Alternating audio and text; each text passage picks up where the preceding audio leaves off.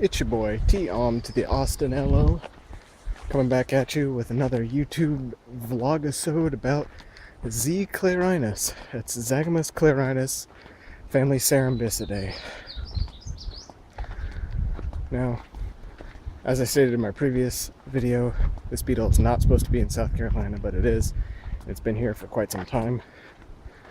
And today I'm going to be surveying the southwest portion of the beach, which is much more heavily populated than the northeast that I did last time. And hopefully, like the time before last, I'll find an adult that can videotape that for you. And maybe it'll shed some light on their biology. Hey Dirt! We have an adult Z. clerinus. Just took a long-winded video of it.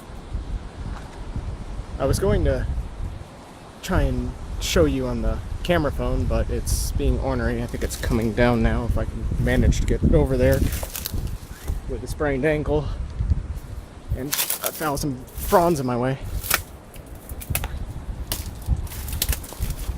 while shooting into the sun. You can see her moving up there, just on the edge of the frond. I don't know if you can see any color. Here, she's coming down now. Or not. Apologize for the bad angle, but you're dealt the hand you're dealt.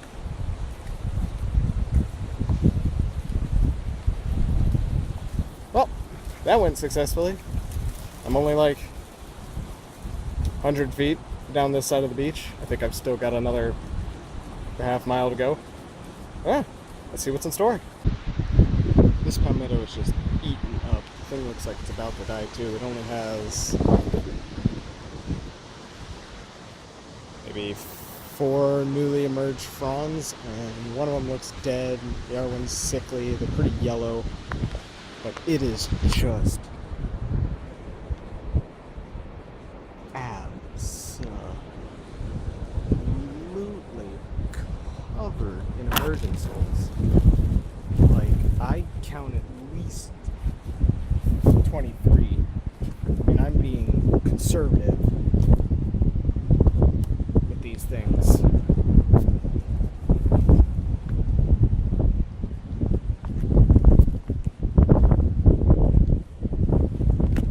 So my guess is there's at least 25 on this thing. Now I want to know what exactly about this scrappy little palmetto makes it perfect larval habitat for Z. clerinus. So this is definitely one of interest. I'm definitely going to have to come back and look at this thing. Alright, today was a smashing success. I finished surveying the southwest beach down to the end of the tree line, and very early on I found an adult Zagymnus clerinus. I'm pretty sure it was a female, and I think she was laying eggs. I'm not a coleopterologist. I can't properly discern the behavior, but it looked very promising. A couple things to note that I have noticed today, well, I noticed earlier, but I can pretty much confirm now, is the females seem to prefer to lay eggs on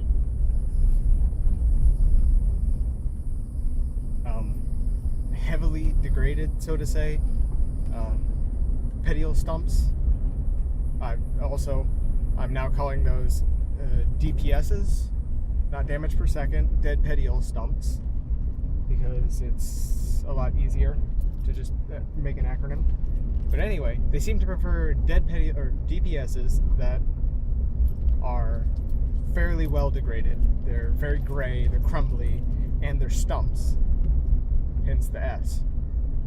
They're, only about a foot long, and to me that says that they don't sway a lot, they don't bend, and they're less likely to crush the larvae inside.